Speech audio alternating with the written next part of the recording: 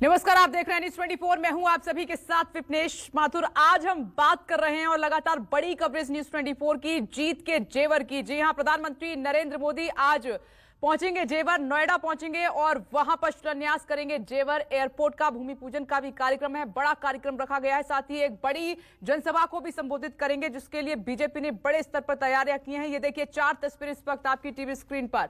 आज प्रधानमंत्री Narendra Modi Noida international airport की नींव रखेंगे। जेवर उस इलाके में है जो पश्चिमी उत्तर प्रदेश का अहम हिस्सा है और जहां किसान आंदोलन का जोरदार असर रहा है। चुनाव से पहले जेवर एयरपोर्ट के शिलान्यास को बीजेपी के एक बड़े सियासी मास्टर स्ट्रोक के तौर पर देखा जाना गलत नहीं होगा। पहले राजनाथ सिंह और फिर मायावती का ड्रीम प्रोजेक्ट अब बीजेपी पूरा कर रही है और यह दुनिया का चौथा सबसे बड़ा एयरपोर्ट होगा। तमाम सुविधाएं इसमें होंगी। इसके साथ ही दिल्ली देश का पहला शहर बन जाएगा, राजधानी, जहां 70 किलोमीटर की रेंज में अब 3 एयरपोर्ट हैं। इसके निर्माण में 29,650 करोड़ रुपए खर्च होंगे। यहां एक साथ 178 विमान खड़े हो सकेंगे। ये तमाम सुविधाओं से लैस होगा। रनवे इसमें बताए जा रहे हैं 4 से 5 रनवे होंगे और इसमें 2 इंटरनेशनल होंगे। प्लान के मुताबिक पहली फ्लाइट यहां से सितंबर 2024 में उड़ेगी। जेवर एयरपोर्ट बन जाने से दिल्ली एयरपोर्ट का एयर ट्रैफिक का जो लोड है वो तो कम होगा ही और रोजाना करीब 35,000 यात्री दिल्ली से नोएडा एयरपोर्ट की ओर शिफ्ट हो जाएंगे। तो ये 4 तस्वीरें प्रधानमंत्री नरेंद्र मोदी बड़ी सौगात देने के लिए आज जेवर पहुंच रहे हैं। 1 बजे का समय बताया जा रहा है। शिलान्यास कार्यक्रम शुरू होगा और आप देख रहे हैं कि तकरीबन 30,000 करोड़ का खर्च इस पर आएगा। और इधर ये तीसरा एयरपोर्ट 2024 तक होगा ये तैयार। जब आपके इलाके में एयरपोर्ट बन रहा हो, जब आपके इलाके में प्रधानमंत्री आ रहे हो एयरपोर्ट के शिलान्यास करने, और खासकर आप जब उस पार्टी के कार्यकर्ता हो तो कुछ इसी तरह का उल्लास होता है। तो आप यहां देखें, अभी मोदी प्रधानमंत्री के कार्यक्रम में समय है, लेकिन ये जोश देखें, उल्लास देखे। हाँ भाई, कुछ कहेंगे? क्या है? बहुत खुशी है, प्रधानमंत्री हमारे घर पर आए हुए हैं। बहुत खुशी है, हमें बहुत ज्यादा खुशी है। मोदी तो ये है मोदी मोदी मोदी चक्कर मोदी एयरपोर्ट से खुशी है। कितनी खुशी हो रही है? हमें बहुत ज्यादा। हमारे पहले प्रधानमंत्री हमारी जमीन पर आए हैं, हमें बहुत खुशी है। तो ये एयरपोर्ट की तो खुशी है ही, प्रधानमंत्री इस जमीन पे आ रहे हैं उसकी खुशी है। बहुत उल्लास लग रहा है, बड़ा लोग जोश है, बहुत जोश है, बहुत जोश है जी। बहुत सुबह 5 बजे आ गए जी हम तो। बहुत खुशी है, बहुत जोश है। सभी लोग देखने आ रहे हैं। आपके दोस्त क्या कहेंगे?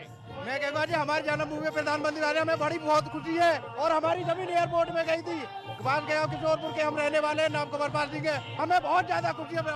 तो एयरपोर्ट बनेगा तो न केवल हवाई जहाज उड़ेंगे और लैंड करेंगे, बल्कि इस क्षेत्र के विकास में भी रफ्तार होगी। पूरा इलाका बदल जाएगा, कायाकल्प जिसको कहते हैं। उल्लास होना चाहिए और वही उल्लास यहां पर मोदी की सभा में दिखाई दे रहा है। कैमरामैन दीपक शर्मा के साथ प्रभाकर मिश्रा, न्यूज़ 24 जेवर। सुबह से ही काफी संख्या में लोग सभा स्थल पर पहुंच रहे हैं। आप लगातार चारों तरफ से जेवर के आसपास की सड़कें जो हैं वहां से बसों में भर के, पैदल, ट्रैक्टर सवारी पे लोग प्रधानमंत्री मोदी को सुनने के लिए बेताबी से आगे बढ़ रहे हैं। दरअसल में जेवर एयरपोर्ट का शिलान्यास थोड़ी देर में किया जाएगा प्रधानमंत्री मोदी के द्वारा और ये बार बार ये बताया जाता है कि पश्चिमी उत्तर प्रदेश का एक मुख्य आर्थिक विकास द्वार होगा, जहां से एयरपोर्ट के बन जाने से काफ़ी विकास यहाँ पे बढ़ेगा। तमाम लोग देखिए मोदी के समर्थक हैं, पहुँच रहे हैं वहाँ पे। कितने फायदा होगा एयरपोर्ट बनने से? भैया सारे फायदा है, बहुत फायदा होगा, बहुत फायदा होगा। कितने लोग देख सकते हैं, काफी उत्साह है लोगों के अंदर और तमाम ये लोग उस सभा के लिए पहुंच रहे हैं जहां पे प्रधानमंत्री शिलान्यास के बाद, भूमि पूजन के बाद सभा को संबोधित करेंगे। माना जा रहा है कि 1.5 से 2 लाख लोगों की संख्या यहाँ पे होगी और एयरपोर्ट का शिलान्यास का कार्यक्रम बताया गया है कि बहुत बड़ा नहीं है। दरअसल में पूरे पश्चिमी उत्तर प्रदेश के लिए एक बड़ी जनसभा को संबोधित करेंगे। चुनाव का समय है, उत्तर प्रदेश के चुनाव में तमाम राजनीतिक पार्टियां कूद चुकी हैं और सबसे खास बात यह है कि 3 कृषि कानून की वापसी की घोषणा के बाद प्रधानमंत्री एक तरीके से पहली बार इस तरीके से सार्वजनिक तौर पर लोगों से मुखातिब होंगे, अपनी बात तो कहेंगे। तो ये भी बड़ा रोचक होगा कि प्रधानमंत्री आज अपने भाषण में क्या कहेंगे। और ये भी माना जा रहा है कि उत्तर प्रदेश चुनाव का एक तरीके से प्रधानमंत्री अपनी योजनाओं लोगों को बताएंगे। कैमरामैन धीरज ठाकुर के साथ प्रशांत देव, न्यूज़ 24 जेवर इंटरनेशनल एयरपोर्ट से। और बड़ी चर्चा, बड़ी कवरेज लगातार जारी है। इस वक्त प्रभाकर मिश्रा मेरे साथ फिर से जुड़ गए हैं और वो मुख्य कार्यक्रम स्थल पर ही एयरपोर्ट के अंदर, जहां पर ये बड़ा कार्यक्रम हो रहा है, पीएम पहुंचने वाले हैं, वहां पर मौजूद हैं। और साथ ही 3 खास मेहमान, बीजेपी स्पोक्सपर्सन मनीष शुक्ला जी इस वक्त हमारे साथ मौजूद हैं, कांग्रेस स्पोक्सपर्सन अंशु अवस्थी जी हमारे साथ जुड़ गए हैं, Samajwadi party spokesperson doctor Ashutosh Verma ji हमारे साथ मौजूद हैं। आप सभी का बहुत बहुत स्वागत है। थोड़ी देर में प्रशांत भी हमारे साथ जुड़ सकते हैं। प्रभाकर, एक बार मैं आपके पास आ रही हूं फिर से। मैंने अभी देखा, आपने लोगों से बात की, गजब का उत्साह दिखाई दे रहा है। खास बात यह है कि यूपी को एक नई पहचान मिल रही है। तमिलनाडु और केरल के बाद उत्तर प्रदेश वो राज्य होगा जहां पर सबसे ज्यादा इंटरनेशनल एयरपोर्ट होंगे। मैं तस्वीरें देखना चाहती हूं, साथ ही दर्शक आपके माध्यम से, कैसा उत्साह, कैसी तैयारियां? विपनेश, मैं तस्वीर अभी बस ये दिखा पाऊंगा कि मेरे पीछे ये एक भव्य मंच सजा है जहां पर प्रधानमंत्री आएंगे और राष्ट्र को संबोधित करेंगे, उत्तर प्रदेश को संबोधित करेंगे, पश्चिमी उत्तर प्रदेश को खास तौर पर संबोधित करेंगे, अपने पार्टी कार्यकर्ताओं को संबोधित करेंगे, अपने मतदाताओं को संबोधित करेंगे। और जब वो संबोधित करेंगे तो बताएंगे कि इस एयरपोर्ट के बनने के मायने क्या हैं। वो बताएंगे कि पिछले 20 साल से 3 साल से ये क्षेत्र एयरपोर्ट का इंतजार कर रहा था। वो बताएंगे कि जब राजनाथ सिंह मुख्यमंत्री थे उन्होंने सोचा था, और एक बीजेपी के मुख्यमंत्री ने सोचा, और एक बीजेपी के मुख्यमंत्री के कार्यकाल में एयरपोर्ट का शिलान्यास हो रहा है और 2024 में यहां से हवाई जहाज उड़ान भरेगा। तो जैसा मैंने पहले कहा, अपने रिपोर्ट में कहा कि हवाई जहाज की उड़ान भरने से इस क्षेत्र के में विकास की गति तेज होगी, विकास उड़ान भरेगा। और हालांकि सियासत करने वाले सियासत करेंगे, ये कहेंगे कि चुनाव के ठीक पहले शिलान्यास हो रहा है। मैं तो कहता हूं कि ऐसी सूरत में हर साल चुनाव होने चाहिए, क्योंकि अगर चुनाव होने से ही नई योजनाओं का शिलान्यास होता हो, चुनाव होने के समय ही नई योजनाओं का लोकार्पण होता हो, तो होना चाहिए, क्योंकि देश में चुनाव के साथ साथ अगर विकास होता है तो उसका स्वागत होना चाहिए। यहां पर जहां मैं खड़ा हूं, आप मेरे पीछे देखें, 1 बजे के करीब यहां से प्रधानमंत्री संबोधित करेंगे। और मैं बार बार कह रहा हूं कि प्रधानमंत्री यहां खड़ा होंगे और वो जब कहेंगे कि भाइयों बहनों मित्रों, तो उनके उस संबोधन में शुरुआत कुछ इस तरह से होगी कि पश्चिमी उत्तर प्रदेश के किसानों को संबोधन छुपा होगा, उत्तर प्रदेश के मतदाताओं को एक संबोधन छुपा होगा, और साथ ही साथ यहां से वो विपक्षी पार्टियों के लिए भी कुछ कहेंगे। और एक बात और जो आप इसके पहले कह रही थी कि जो यमुना एक्सप्रेसवे का नामकरण भी होने वाला है, ऐसी खबर है कि पूर्व प्रधानमंत्री स्वर्गीय अटल बिहारी वाजपेयी के नाम पर उसका नाम रखा जाएगा। तो कुल मिलाकर ये कि आज की ये सभा प्रधानमंत्री की सभा है, जहां पर जिसके अपने अपने मायने हैं, इसके सियासी मायने हैं, इसके चुनावी मायने, इसके आर्थिक मायने हैं, और सब लोग जो जिस तरह से सोचना चाहे, जैसे चर्चा करना चाहे, वो कर सकता है। लेकिन अच्छी बात है वो ये कि कहीं भी कोई भी एयरपोर्ट बनता है तो कम से कम 1 लाख लोगों को डायरेक्ट रोजगार मुहैया होता है। तो इस क्षेत्र के 1 लाख लोगों को रोजगार मिलने जा रहा है। और जब एयरपोर्ट बनेगा तो होटल्स भी बनेंगे, होटल इंडस्ट्री बूम करेगी, इस क्षेत्र के आसपास के लोगों की स्थिति बदल जाएगी, सुधार हो जाएगा। अब ये तो एक महत्वपूर्ण बात हो गई। और दूसरी महत्वपूर्ण बात वो कि ये वो इलाका है जो किसानों का इलाका है, कृषि कानून से जो नाराज किसानों का इलाका है। तो ये भी कहा जा रहा है कि यहाँ से जब प्रधानमंत्री बोलेंगे, यहाँ से जब मुख्यमंत्री बोलेंगे, तो जो किसानों की नाराजगी है वो थोड़ी कम होगी या कम करने की कोशिश की जाएगी। तो इसलिए आज के इस प्रधानमंत्री की सभा, एयरपोर्ट के उद्घाटन शिलान्यास का जो एक आयोजन है, उसके बहुत मायने हैं और बहुत ही महत्वपूर्ण इसके मायने को समझा जा सकता है। प्रभाकर, लौटते हैं आपके पास। तमाम खास मेहमान भी इस वक्त हमारे साथ मौजूद हैं। आप टीवी स्क्रीन पर मनीष शुक्ला जी को देख पा रहे हैं, बीजेपी स्पोक्सपर्सन। स्वागत है सर आपका। और साथ ही हमारे साथ कांग्रेस पार्टी स्पोक्सपर्सन अंशु अवस्थी जी भी जुड़ गए हैं, आपका भी बहुत बहुत स्वागत है। और प्रशांत भी हमारे साथ मौजूद हैं। प्रशांत, इस वक्त आप कहां पर खड़े हैं और क्या देख पा रहे हैं?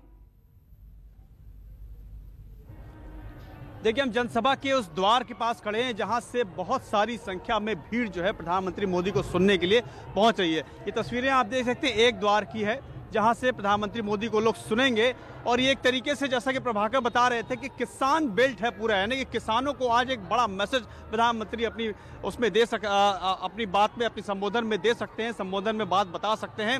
हालांकि शिलान्यास होना है जेवर अंतर्राष्ट्रीय एयरपोर्ट का, उसके बाद देखिए किस तरीके से पब्लिक में इतना उत्साह है और तमाम जो है लोग यहाँ पे बात करने के लिए, प्रधानमंत्री को सुनने के लिए ये यहाँ पे इकट्ठे हो रहे हैं। तो ये तस्वीर है एक द्वार की, जब आपको दिखाना चाहते हैं जो लोगों के अंदर काफी उत्साह दिखाई। ठीक है प्रशांत, लौटते हैं, अभी संपर्क टूट गया है आपसे। ये देखिए बच्चे भी वहां पर पहुंचे हैं प्रधानमंत्री नरेंद्र मोदी को सुनने के लिए। उनको ये मालूम है कि पीएम वहां पर आ रहे हैं और इसीलिए बड़ी संख्या में बच्चे, यूथ, बुजुर्ग, महिलाएं सभी आपको इस रैली में दिखाई देंगे। गजब का जोश, उत्साह दिखाई दे रहा है। तो मनीष जी, बीजेपी के लिए क्या देखिए तस्वीरें लगातार मिल रही है। एक बार लौट रही हूं मनीष जी, मैं आपके पास आती हूं। प्रशांत, ओवर टू यू, जरा दिखाइए और तस्वीरें। बहुत गजब का उत्साह दिखाई दे रहा है। देखिए ये तमाम लोग हैं जो आसपास के गांव से हैं, हम उनसे बात करने की कोशिश भी करेंगे। ये आज प्रधानमंत्री आज आप लोगों के सामने आज बात करने आ रहे हैं, तमाम ये युवा हैं। तो क्या जो एक नाराजगी चल रही थी किसानों को लेकर, वो नाराजगी खत्म हो गई है? कोई नाराजगी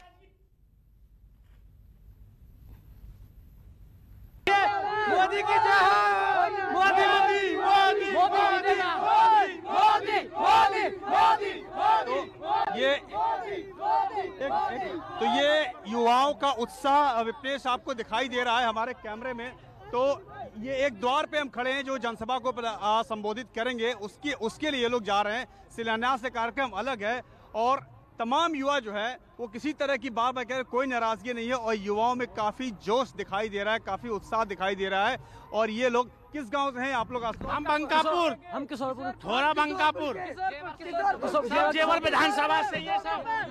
तो क्या उम्मीद है, कितना फायदा होगा इस एयरपोर्ट के बनने से? इस एयरपोर्ट से बहुत फायदा होगा, रोजगार बहुत बढ़ेगा और इस मतलब युवाओं को बहुत रोजगार मिलेगा इस टाइम।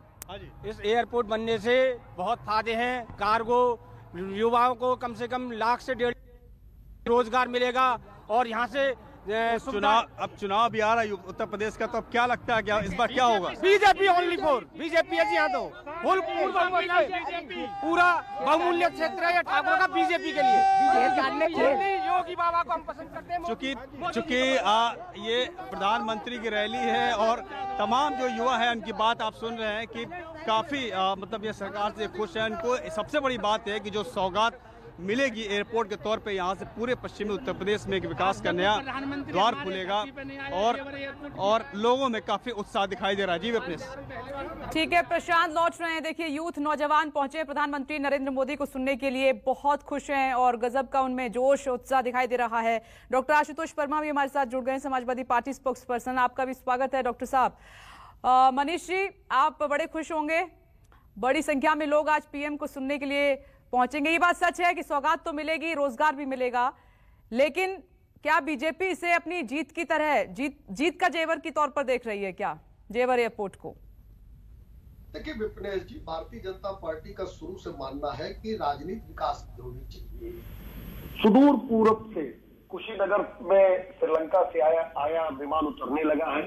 जेवर में एशिया का सबसे बड़ा एयरपोर्ट बनने जा रहा है और केवल जहां बन रहा है जेवर ही नहीं बल्कि आसपास के 7-8 जिले, चाहे बुलंदशहर, अलीगढ़, आगरा, मथुरा, नोएडा, ग्रेटर नोएडा और ये तमाम जिलों को उससे लाभ मिलेगा, रोजगार बढ़ेगा और उत्तर प्रदेश देश के फलक पर चमकेगा इस एयरपोर्ट के नाते से। माननीय राजनाथ जी ने किसी समय सपना देखा था, आज वो पूरा हो रहा। आधारशिला रखेंगे, लगभग 30,000 करोड़ की परियोजना है जो 4 चरणों में पूरी होगी। प्रधानमंत्री जी आ रहे हैं इसका आधारशिला रखने और निश्चित रूप से पश्चिम के विकास में एक नया आयाम स्थापित करेगा ये जेवर का एयरपोर्ट। और अभी वहां बगल में अलीगढ़ में राजा महेंद्र सिंह के नाम से एक यूनिवर्सिटी भी खोली है। माननीय योगी आदित्यनाथ जी की सरकार ने गंगा एक्सप्रेसवे भी बगल से ही गुजरेगा जिसका 93% भूमि का ग्रहण कर लिया गया है। डिफेंस कॉरिडोर भी अलीगढ़ होके ही गुजर रहा है। तो यानी वो पूरा क्षेत्र विकास की दृष्टि आने वाले दिनों में पूरे उत्तर प्रदेश में नहीं पूरे देश में एक विशिष्ट पहचान उसकी होगी। और वो अगर विकास की दृष्टि और औद्योगिक दृष्टि से कोई भी क्षेत्र विकसित होता है तो निश्चित रूप से प्रदेश के साथ साथ देश को भी लाभ मिलता है। और योगी आदित्यनाथ जी का जो सपना है कि उत्तर प्रदेश को इतना विकसित करना है, इतने बड़े संसाधन वाला उत्तर प्रदेश, इतने बड़े मानव संसाधन वाला उत्तर प्रदेश किस नंबर पर था। और पिछले 4-4.5 साल की सरकार ने, डबल इंजन की सरकार ने आज विकास के नए आयाम स्थापित किए हैं और ये उत्तर प्रदेश के मील के लिए एक पत्थर साबित होगा। डॉक्टर आशुतोष वर्मा, सुना आपने मनीष जी को, वो कह रहे हैं शुरुआत से, योगी भी बोल रहे हैं, मोदी भी बोल रहे हैं कि विकास के आगे कोई नहीं है, दूर दूर तक कोई काट नहीं है। भले ही आप छोटी छोटी पार्टियों को मिला लीजिए, अपने साथ कर लीजिए, लेकिन जो हम उत्तर प्रदेश में हमने कर दिया है, बीजेपी ने कर दिया है, उसकी कोई काट नहीं है किसी के पास। है कि अगर हम याद करें तो लखनऊ आगरा एक्सप्रेस पे रिकॉर्ड 18 महीनों में बना देना, यूपी डायल 14800 जीपीएस युक्त वाहन, यूपी पुलिस और 34,716 सिपाहियों की भर्ती, women power line, 108 ambulance, 18 lakh युवाओं को लैपटॉप और विश्व की सबसे बड़ी डिजिटल ड्राइव, 3,300 मेगावाट के 3 थर्मल पावर प्लांट, कामधेनु योजना, 11 मेडिकल कॉलेज, 1100 एमबीबीएस की सीट और शिक्षा में नया बदलाव, जिसमें यूनिसेफ 2015 ने अपनी एनुअल रिपोर्ट में समाजवादी पार्टी सरकार का नाम लिया। ये वो चीजें हैं जिसका शिलान्यास और उद्घाटन समाजवादी सरकार में हुआ था। भारतीय जनता पार्टी एक भी ऐसा काम बताए जिसका शिलान्यास और उद्घाटन वो अपनी सरकार में करे। ये सब बातें हैं, आप देखते रहिए, उम्मीदों की मार्केटिंग है। और क्या लिखा जा रहा है कि विश्व का सबसे बड़ा कार्गो हब, जिसमें 5.5 लाख युवाओं को रोजगार मिलने की उम्मीद। ये कौन दावा करता है और इन दावों की जवाबदेही कौन करता है? ये बिल्कुल वैसा ही है जो नागपुर में multi modal international cargo hub airport पिछले 15 साल से नितिन गडकरी जी बनवा रहे हैं। अंततः उन्होंने पिछले महीने बोला कि ये ना हो पाएगा।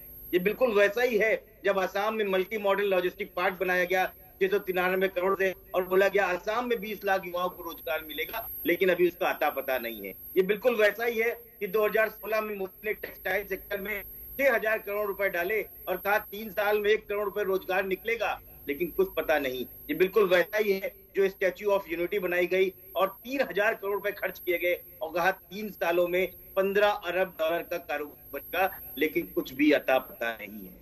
ये वही लोग हैं जो रेलवे सेक्टर को लेने में हर साल 10 लाख नौकरियां दे रहे थे। तो उम्मीदों की मार्केटिंग और सपनों की मार्केटिंग भारतीय जनता पार्टी है। मनीष जी, उम्मीदों की मार्केटिंग करते हैं आप, लगातार आरोप आप पर यही है। पूरे आरोप में एक जवाब दे देता हूँ।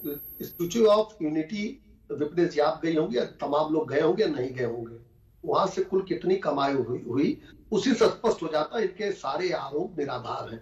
अभी पूर्वांचल एक्सप्रेस वे का शिलान्यास माननीय प्रधानमंत्री जी ने किया, उसका उद्घाटन भी माननीय प्रधानमंत्री ने किया। मेडिकल कॉलेजों की एक श्रृंखला बनाया हमने, एम्स हमने स्थापित किया, हमने यूनिवर्सिटीज बनाई और साथ साथ किसानों की उपज की खरीदारी की।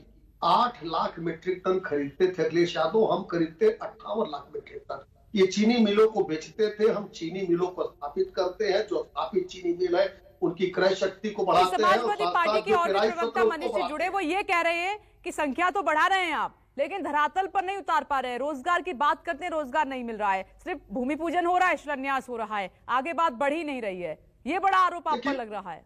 देखिए विपनेश जी, अखिलेश यादव के समय में उत्तर प्रदेश में बेरोजगारी दर 17.9% थी, जो 4.8 पे आ गई है। आंकड़े तो सही बोलेंगे। साथ ही साथ नौजवानों को 4.5 लाख नौकरियां सरकारी विभागों में पारदर्शी तरीके से दिया, 3 लाख संविदा के आधार पर दिया, 2 करोड़ रोजगार का सृजन एमएसएमई के सेक्टर में किया, डिफेंस कॉरिडोर के सेक्टर में 50,000 नौकरियों की संभावना है और अभी सीतापुर में बबल स्क्वाड बनने लगी है। तो वो जो बातें मैं कह रहा हूँ वो हो चुकी बातों को मैं कह रहा हूँ। ये मैं केवल 5 साल की तुलना नहीं, ये बुआ भतीजे दोनों 10 साल जोड़ लें तो भी हमारे कामों के आगे बहुने साबित होंगे, विकास के कामों के आगे। इसीलिए जिन्ना की बात करते हैं, इसीलिए हिंदुत्व को गाली देते हैं, इसीलिए ये मस्जिद और तमाम इस तरह की बातें करते हैं ये, क्योंकि इनके पास विकास के कामों का कोई जवाब नहीं है। और मैं पूछना चाहता हूं कि आखिर जो चीनी मिलें बेची गई थी, क्यों बेची गई? सत्र क्यों नहीं बढ़ाया गया था? वो हमने काम करके दिया है। और उस समय तो समाजवादी पार्टी के कार्यकर्ता बिचौली की भूमिका निभाते थे। 5-5 4-4 एक्सप्रेस वे हम बना रहे हैं और ये कहते हैं 18 महीने की। क्या सरकार 18 महीने की थी अखिलेश यादव की? अगर 18 महीने में बना है तो 32 माह क्या करते रहे? 32 महीने हनीमून पीरियड बनाते रहे सरकार का। तो ये बातें आशुतोष जी आपकी कलई स्वयं खोलती है। और देखिए जब विकास होता है जिस क्षेत्र में, तो उस क्षेत्र में की जनता ये जानती है कि विकास काम कब शुरू हुआ, विकास क्या हुआ, रोजगार मिला कि नहीं मिला, उस क्षेत्र की जनता तय करती है। ईज ऑफ डूइंग बिजनेस में उत्तर प्रदेश इस 15वें स्थान पे था, आज उत्तर प्रदेश दूसरे स्थान पे है। 41 योजनाएं केंद्र सरकार की ऐसी हैं जिसमें उत्तर प्रदेश 1 नंबर पे है। आज उत्तर प्रदेश 1 और 2 नंबर की दौड़ पे है, और जबकि उत्तर प्रदेश अखिलेश यादव के समय में निचले स्थान पे था, दूसरे स्थान पे रहता था। तमाम योजनाएं केंद्र की केवल समाजवादी शब्द जोड़ने के लिए इन्होंने लिया नहीं था। इन्होंने आवास योजना पे काम नहीं किया था। एम्बुलेंस जो NHRM के तहत जो एम्बुलेंस आ रही थी उसको इन्होंने केवल इसलिए नहीं लिया कि उस पे समाजवादी एम्बुलेंस नहीं लिखने को मिल रहा था। इन्होंने तमाम ऐसी योजनाओं को जो उत्तर प्रदेश की जनता को लाभ देती, केवल राजनीति के नाते से कि केंद्र सरकार को कहीं उसका लाभ न मिल जाए, केंद्र सरकार को उसका क्रेडिट न मिल जाए, इन्होंने उससे अपने को अलग कर लिया। पावर फॉर ऑल का एग्रीमेंट उत्तर प्रदेश को छोड़ के सारे राज्यों ने किया था, केवल अखिलेश यादव ने नहीं किया था, जिसके नाते से बिजली की भारी किल्लत उत्तर प्रदेश में होती थी और महंगा MOM करते थे, जो हमारी सरकार के आने के बाद बिजली की निर्भरता। ठीक है आशुतोष जी, मैं आपको दूंगी, पूरा वक्त दूंगी, लेकिन एक बार मैं अंशु जी का रुख करना चाह रही हूँ क्योंकि वो काफी देर से चुप है, उनको भी मौका मिलना चाहिए। अंशु जी, क्या उत्तर प्रदेश में लड़ाई विकास वर्सेस गठबंधन की हो रही है? आप तो एकला चलो की राह पर हैं। देखिए, सबसे पहले तो जो जेवर एयरपोर्ट है उसके बारे में थोड़ी बात कर लेते हैं। जेवर एयरपोर्ट का जो मामला है, भारतीय जनता पार्टी का चेहरा एक बार फिर से निकल कर आया है कि ये सिर्फ और सिर्फ उद्योगपतियों के लिए काम करना इनकी प्राथमिकता है। किसान, देश का आम आदमी, उसके लिए कोई चिंता नहीं। जिस जेवर एयरपोर्ट पे एयरपोर्ट बनने जा रहा है, ठीक है, एयरपोर्ट बने, अच्छी बात है, लेकिन वहां जो भूमि अधिग्रहण को लेकर किसान आंदोलनरत है, मुआवजे को लेकर, अभी भी बहुत सारे लोग जो हाईकोर्ट गए हुए हैं, वहां के 20 लाख लोग प्रभावित हो रहे हैं इस एयरपोर्ट से। सरकार को उनके विस्थापन की कोई चिंता नहीं है। लगातार वो अपनी जमीन के जो मुआवजे को लेकर लड़ाई लड़ रहे हैं, आंदोलनरत हैं, उसको लेकर भारतीय जनता पार्टी को कोई चिंता नहीं। प्रधानमंत्री जी सिर्फ और सिर्फ अडानी के लिए काम कर रहे हैं। भारतीय जनता पार्टी सिर्फ और सिर्फ उन चुनिंदा लोगों के लिए काम कर रही जो सिर्फ उनको पैसा देते हैं। लेकिन आम आदमी के लिए वो कैसे प्रधानमंत्री साबित होंगे जो लगातार भूखे प्यासे उस एयरपोर्ट की जमीन, तो क्या आम आदमी को रोजगार नहीं मिलेगा आंदोलनरत है? आम आदमी को फायदा नहीं होगा क्या? सबसे बड़ा मुझे आप बताइए ना, प्रधानमंत्री जी ने तो कहा था कि हवाई चप्पल पहनकर लोग हवाई यात्रा करेंगे, और सच्चाई ये है कि उत्तर प्रदेश में जिसने सबसे ज्यादा सांसद दिए, उत्तर प्रदेश के लोगों की आय घटकर आधी रह गई। ये हम नहीं कह रहे, ये RBI के आंकड़े कहते हैं। उत्तर प्रदेश में लगातार घटनाएं बढ़ती जा रही है, बेरोजगारी बढ़ती जा रही है। मुझे आप बताओ कि इस एयरपोर्ट के बनने से आम आदमी को क्या फायदा होगा? पहले सरकार ने कहा 7.5 लाख लोगों को रोजगार मिलेगा, फिर कहा 5.5 लाख लोगों को मिलेगा, और आज का जो विज्ञापन है उसमें निकला है कि 1 लाख लोगों को मिलेगा। दूसरा, मनीष शुक्ला जी ने कहा कि हमने 4.5 लाख नौकरियां दी। उत्तर प्रदेश का नौजवान जब सूचना के अधिकार के माध्यम से उन नौकरियों के बारे में जानकारी मांगता है कि बताइए वो नौकरियां कहां दी, तब सांप सूंघ जाता है, तब नहीं जवाब दे पाते, कहते हम इसका जवाब नहीं देंगे। अरे झूठ बोलना बंद करो। बीजेपी का जो चरित्र है झूठ बोलना, वो प्रदेश की जनता जान चुकी है। इन्हीं प्रधानमंत्री ने 2017 में डबल इंजन की सरकार को लेकर वादा किया था कि हम 70 लाख नौकरियां देंगे। कहां है 70 लाख नौकरियां? कहा था हम किसानों का कर्ज माफ करेंगे, शिक्षा मित्रों को स्थायी नियुक्ति देंगे, अनुदेशकों का मानदेय बढ़ाएंगे। अरे जुमलेबाजी बंद करिए, आपका ये सब जो राग है सब समझ चुके हैं। प्रधानमंत्री सिर्फ और सिर्फ उद्योगपतियों की गोद में बैठ चुके हैं। ये एयरपोर्ट इसलिए बनाया जा रहा है कि जल्दी बनाओ। चलिए ठीक है, आपने भी समाजवादी पार्टी की तरह ही जवाब दिया है। और आशुतोष जी आप जल्दी से बोलिए, फिर मैं दोनों का जवाब मनीष जी से लेती हूँ। अंशु जी आती हूँ। अंशु जी, मैं आप 10 सेकंड में अपनी बात कंप्लीट अच्छा ठीक है, जल्दी से करिए, जल्दी से करिए, मेरे पास 2 से 3 मिनट है बस। पश्चिम उत्तर प्रदेश में किसान जो है उस लाभान्वित होंगे। चौधरी चरण सिंह के नाम से लखनऊ का एयरपोर्ट था, उसका नाम बदलकर अडानी एयरपोर्ट कर दिया। अरे सिर्फ अडानी के लिए काम कर रहे हैं मोदी जी, जनता के लिए कोई मतलब नहीं। चलिए ठीक है, मैं जवाब ले लेती हूँ अभी। आशुतोष जी, आप जल्दी से बोलिए, फिर मैं दोनों का एक साथ जवाब ले लेती हूँ। आशुतोष जी।